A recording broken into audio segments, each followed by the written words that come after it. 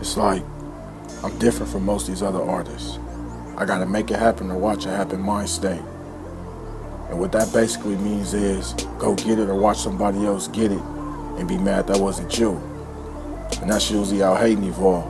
That's like the first step to niggas hating. Somebody will be mad because you chose to go get off your ass and pursue your dream and your goal in life, and they still sitting trying to figure it out. What's gonna motivate them to do the same? It sounds crazy, but it's true. If you look at it, the most I sleep is 6 hours a day, and the other 18, I'm up all night writing music. And then I turn around and repeat the same program. I represent myself. I'm the manager and the artist. I grind 4 days throughout the week, and at the same time, I write at least a song a day, and turn around and put in overtime at the studio on weekends. Had a couple of setbacks. December 16th, 2015, I got shot in the leg a half an inch away from my organ. 2 weeks prior to that, lost a very important person who plays a major role in my life for the past 2.5 years, Mimi. 2 months later, lost a close friend and a cousin, all in the same day.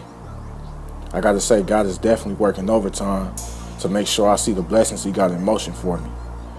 I released Navy Blue 1 independently.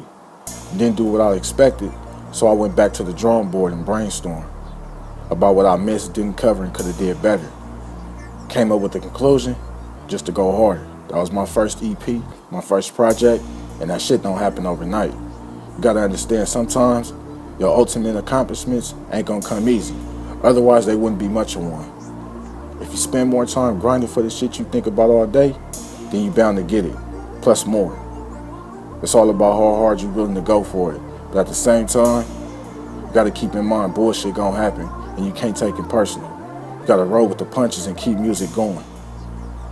Music to me is like my express lane. I was always the quiet person, never said much, always ready to go when it was go time. But for the most part, my homeboy Scheme from Inglewood is who opened my eyes and let me know, bro, you gotta hit a talent. You just gotta hit the switch on it. And for the longest, I shied away from it like, nah, my nigga, that's you, that ain't me. That's your lane. My lane is the fly nigga chillin'. Long story short, he finally got me in the booth, and here I am now. Still at it, still ain't gave up yet, and I won't. For a nigga who never did it before, I want it too bad. And why?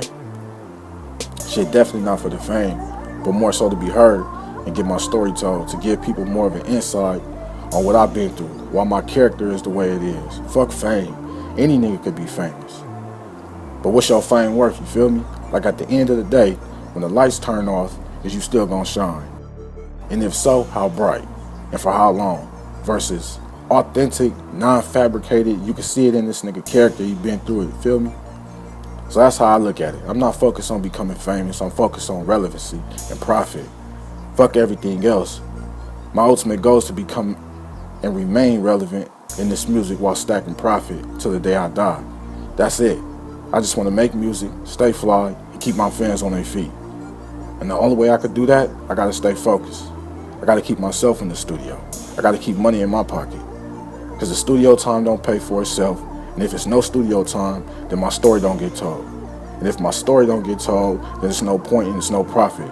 So therefore, I'm doing this shit till the wheels fall off. Navy Blue.